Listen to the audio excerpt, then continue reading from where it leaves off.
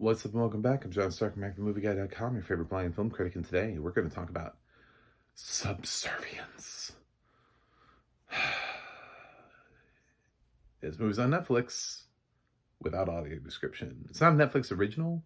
This film is also available on VOD platforms, and granted, I don't have all of them, so maybe it's like on Plex or something with audio description, but I did not see the ones that I used didn't have audio description on them.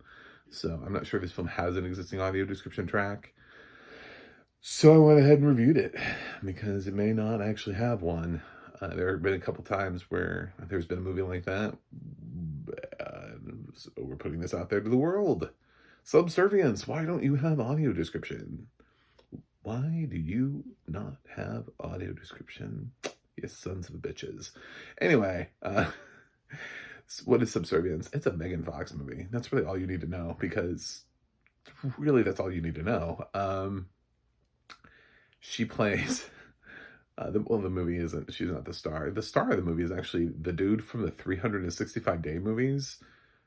Again, which is why all you need to know is that this film stars Megan Fox, because I don't think we're going to make him a breakout actor. I think that's what we're trying to do here, is give him more things to do outside of that franchise.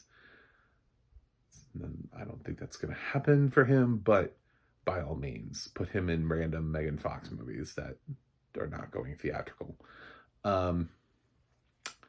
She plays an android, and man, I've heard some people do reviews on this. There was one person who jumped in and was complimenting her casting, and they said it was great because she has these naturally vacant eyes. And I was like, is that actually a compliment? Like,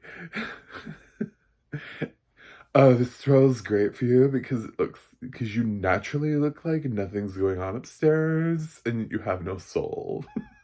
So you work in this movie. There's a dad. He has a daughter. The wife's in the hospital.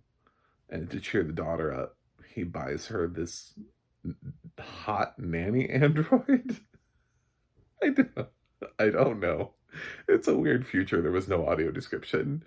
But I guess like people like Megan are sort of I love it because there's also Megan, like the movie. I don't know, she has some sort of name in here, but um, like her android are sort of ubiquitous, and other people have them because you see other people, like we interact with other people, and they have essentially an android like Megan Fox working for them, who all live by these protocols. They're all programmed to. It's very iRobot-ish of the film, except Megan's able to work around her programming, so she develops feelings for her. This is definitely a movie that was written by dudes. I do not need to IMDb this. Like, this film feels like some dude wrote it like back when Transformers came out, has been sitting on it, and he finally got into the film industry, and he's like, I've had this idea for years, ever since I first saw Megan Fox in Transformers. When she was really hot, I immediately thought, what if she was a robot that fell in love with me? Can we make that movie? So I wrote that script. Here you go. It's called Subservience. Poor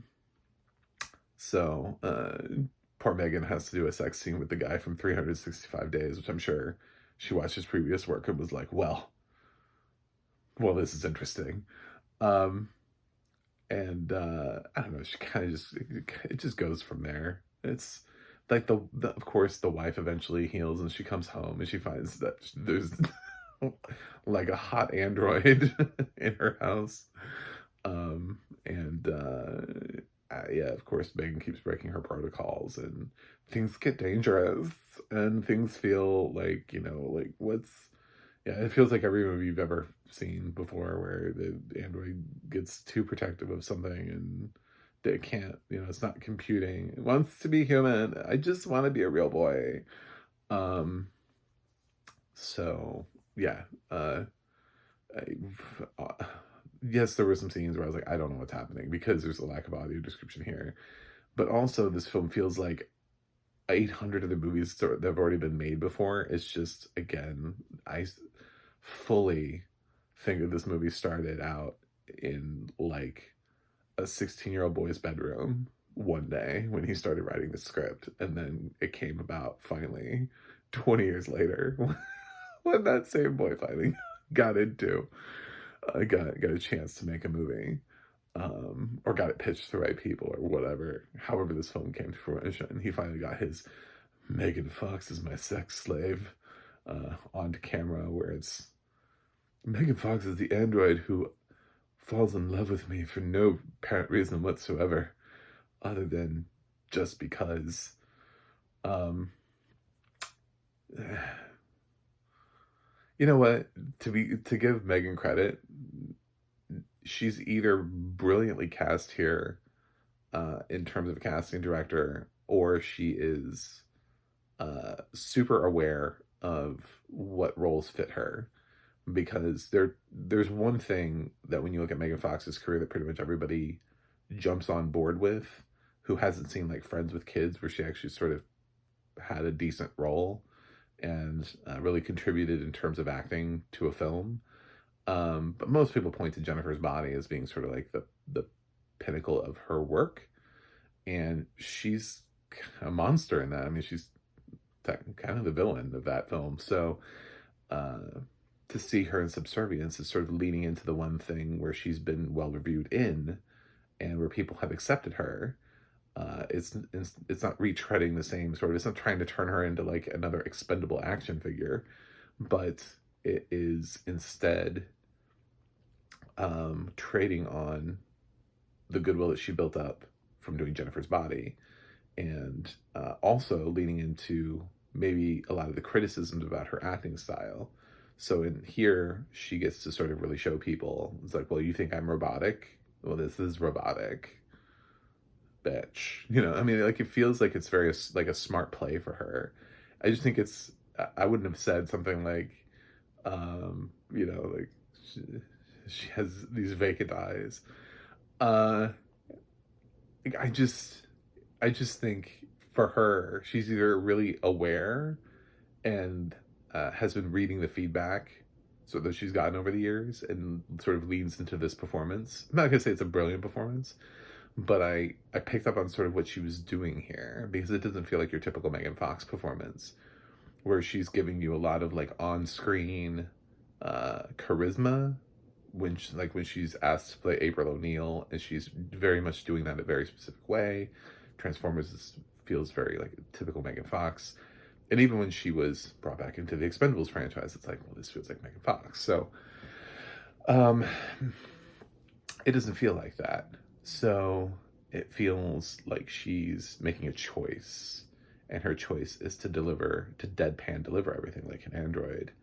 And I think she understands why this movie's here, why this movie exists, and that this movie really would only exist and would only really trend with Megan or somebody like really in a really small bubble of potential celebrities that could have possibly pulled this movie off, and made it to where anyone would want to watch it, or anybody would think that there was something here. It's a very small circle of people that could have possibly done this, and she does it. So Subservience can be a film. Whether or not it should have been a film, I think that's a completely different thing, because I don't think that the script is necessarily that far removed from what we've seen before. But then again, it doesn't have audio description, so I'm going to give you like a floating grade. But technically my grade is unwatchable, because there are scenes in here. There are violent scenes. I don't know if this film is technically classified as a horror movie, but it feels like there could be. It feels like there could be scenes where somebody could look a little bit more messed up than they do. I'm trying to give you the spoiler-free version of that. There is a sex scene, because of course there is. You know, I mean, there's scenes where you feel like you want to know what's happening other than just sound effects or silence or the building of dread. Insert whatever here. But sadly, like I said, I haven't seen this available with audio description. So went ahead and reviewed it, saw it, wrapping up, getting all my 2024 titles out there, as many as possible, so that I feel like by the end of the year, when I actually put things together, even though I'm throwing all these random titles at you at the end, it's all really just for color, just so that I can clear that 300, get above 300 titles, which I should easily be above. Subservience, it's my grade is unwatchable. If you're asking me sort of like where the floating grade would be, I'm gonna guess it's probably a D plus, C minus, with D plus being sort of the mid grade. But I wouldn't